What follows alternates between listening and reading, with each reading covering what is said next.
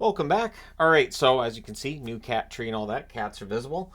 So let's talk about Vegas. The Vegas Golden Knights. So they win the Stanley Cup in 2023, and then the question is, can they repeat in 2024?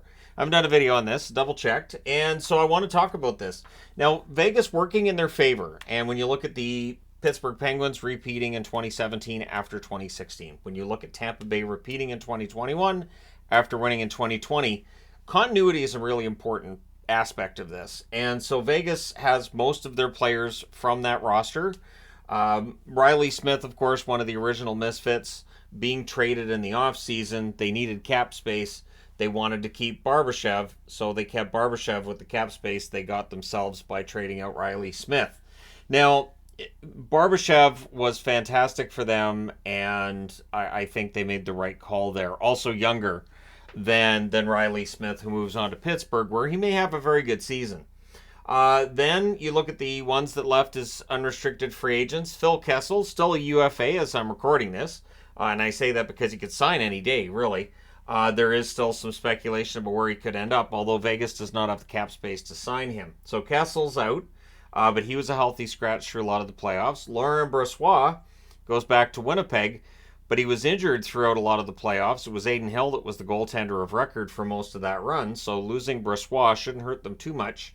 Jonathan Quick, same situation. Jonathan Quick comes in a trade, and he didn't play in the playoffs at all. And then Teddy Bluger, who was purely a rental at the deadline. And Bluger was good. He was good for Vegas, absolutely. But is he replaceable? Sure. Yep.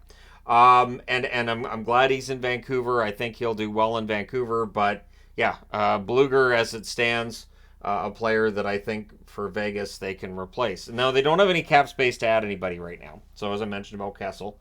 Now, Leonard, his LTIR number, $5 million. Leonard has 2 years left on his contract, so that extends through 2025. And so, is Leonard's career done as a National Hockey League player? I haven't seen anything from him directly. All we know is he's on LTIR, and we'll see what happens there. But it affords them the ability to keep this roster together. Now, the number one thing that I think is worthy of note when you talk about a Stanley Cup contender is strength down the middle. Adding Jack Eichel really did make a huge difference for this team. So he played 67 games last year, 27 goals, 39 assists, 66 points. And, I mean, is he going to miss time with injury? He may very well miss time with injury, but Eichel is a very talented player who saved his best hockey for the playoffs, and I thought he was excellent in that run to the Stanley Cup. And then you got Chandler Stevenson, 81 games, 16 goals, 49 assists, 65 points.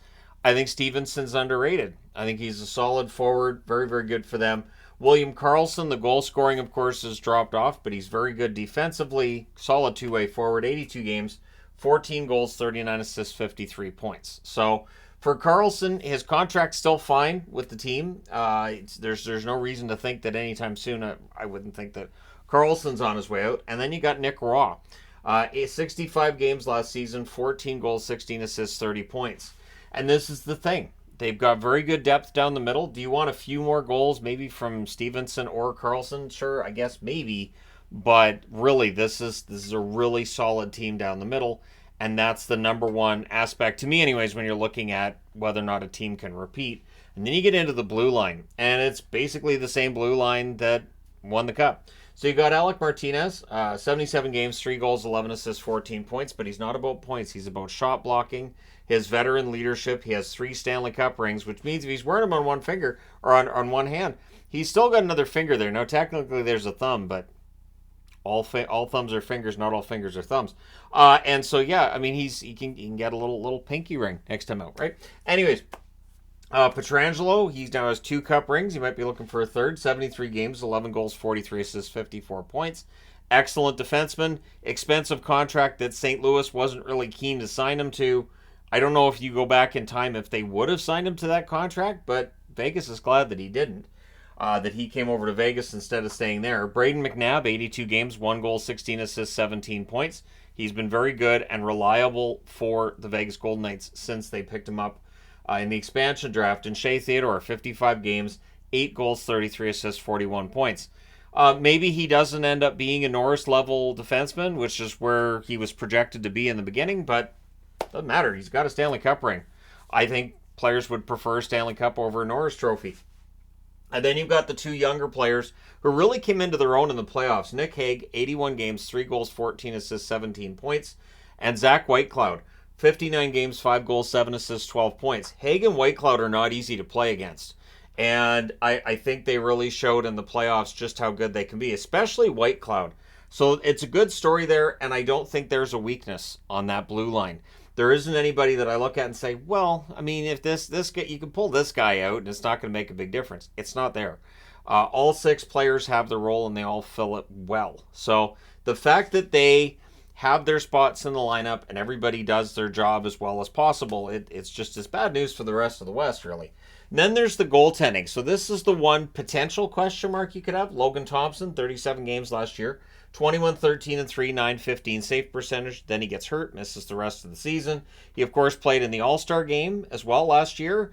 And so is Thompson going to be the starter? I would think he probably is. Hill should probably be the backup. However, Hill makes almost $5 million in terms of his cap hit.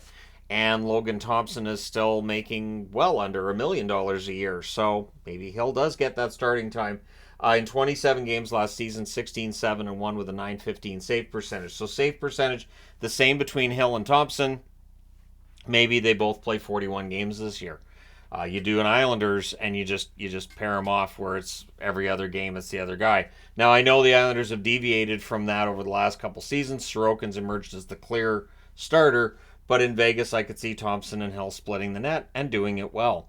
And then you've got Patera. He came up for 2 games, won both of them, and 929 save percentage. And there you go. Now, the one thing they don't have is they don't have as much depth in net right now as they did at the start of last season. So before we knew Leonard was going to be out all that time, they had added Hill. Of course, Quick gets added during the season. Brossois there. Like, there's a lot of goaltenders that were in Vegas. There were fewer goaltenders this time around. And we'll see. But I would guess that if something happened to Thompson or happened to Hill, they would probably make a trade. And at least there's a lot of goaltenders around the NHL, and there's usually one being waived on any given day, so we'll see what happens. And as Aiden Hill showed, you just need to get hot at the right time, right? And then there's a couple of guys who may get bigger roles. Dorofeyev, who only played 20 games last year, I think he's going to have a big role with this team. I think that there's a lot of upside there. And Paul Cotter. I like Cotter. I hope he stays with the team the whole season this year. The work ethic is there. He's very good.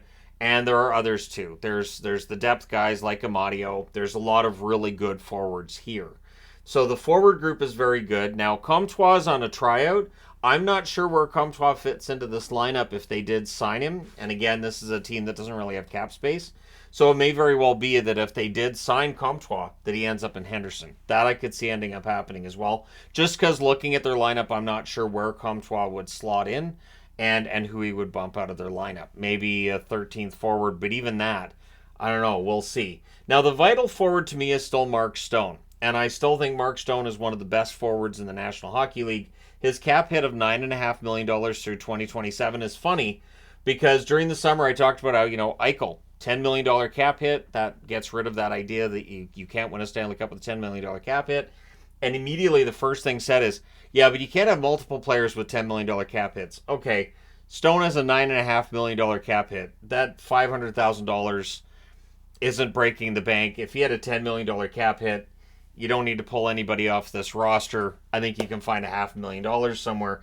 It's just one of those silly arguments that I do think is going to fade a little bit. Eventually it's going to be, okay, now you can't win with a $12 million player. So Stone, $9.5 million, I still think he's worth every penny. He does need to stay healthy. He does need to stay in the lineup. That has been a challenge with him. But if his game is where I think it can be, and if he can play a full 82 games, he can get into the 85, 90 point range and get some consideration for the Selke. Because he's not a center, he doesn't get as much consideration for the Selke. And of course, you've got Conn Smythe winner Jonathan Marchessault. I have to mention Marchessault. You can't not mention him. I've mentioned Riley Smith. I've mentioned Carlson. I have to mention Marchessault. He was the MVP for this team that won the Stanley Cup. So this is a deep team. This is a very good team. And if they do repeat as Cup champs, I would think somebody else gets the MVP. Someone else gets the Conn Smythe. Maybe next time it's Eichel or it's Stevenson, right? So there's definitely going to be cap issues with Vegas for as long as they're a good team.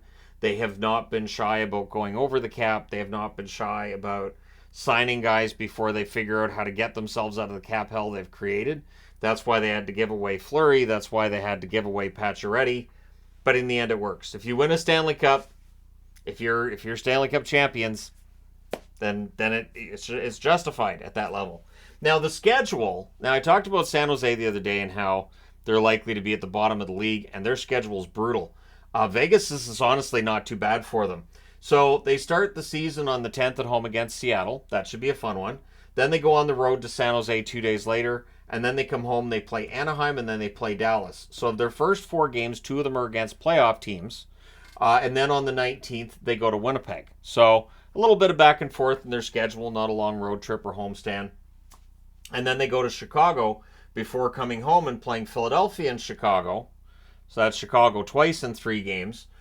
Then they go to LA on the 28th. They come home and play Montreal. So only 4 games out of those first 10 are against playoff teams. Then on November 2nd, they're at home against Winnipeg, at home against Colorado 2 days later. So those are both playoff teams from last year.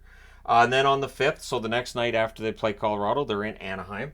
They come home on the 8th. They play against LA, and then they got San Jose coming in on the 10th. And then they go on the road. It's a bit of an East Coast swing. They go to Washington, Montreal, Philadelphia, Pittsburgh, and then they round it out on November 22nd against Dallas before coming home and playing against Arizona. That's the 1 game at home, and then they go back out on the road for the rest of November, where they hit the Western Canada part of the swing, 27th, 28th, and 30th. They did have an issue with that West Coast swing last season, but I really think this is going to be something for them. So in the month of November, you've got Winnipeg, playoff team, Colorado, LA, Dallas, and Edmonton. So of their first 24 games this season, 9 are against teams that made the playoffs last spring. That is a pretty favorable schedule for Vegas. And one thing that I say a lot, and I'll throw it in again here, those quick starts are really, really important in the National Hockey League in terms of being able to make the playoffs. So after 24 games, I mean, it's feasible they could have maybe 6 regulation losses in those first 24. They could pad their totals, be at the top of the division, and then we'll complain about, well, they had those games against Chicago and they're against San Jose and they're not against anybody. Doesn't matter. They at that point would have those points in the bank, and that's what really matters. And then later on in the season when the schedule gets difficult, well, you've already got that padding at the top. So it makes it a little bit easier, take some of the stress out of the game. And so, yeah, I think Vegas is a good bet. I do say, and I'll say it again here, the odds makers and all of this and who they think will be champs, Vegas is not getting the amount of love that a Stanley Cup champion normally gets. When you're looking at the following season, it feels like Colorado was a favorite going into last year. Tampa Bay was a favorite before that. Defending Stanley Cup champions are normally seen as favorites, and Vegas isn't a favorite at that same level. But I do think that this is a team that if they can get hot at the right time, if the goaltending does for them again next spring what it did for them last spring, they're going to be right there. They're going to be a very tough out in the playoffs. Their shooting percentage in the playoffs showed how surgical they were when it came to taking shots and everything else. It's just, it was something to watch. But let me know your thoughts in the comment section below as always. Do you think Vegas repeats? Do you think they can? Or do you think, nope, they're not going to repeat? And let me know who you think knocks them out of the playoffs. Do they go out in the first round, the second round, the conference final, or do they make it to the finals and then get knocked out by whoever comes out of the East? Let me know your thoughts. Hit like and subscribe if you're browsing your way through. You just happened upon this video. Thank you guys so much for watching, for all your support. I will talk to you again soon.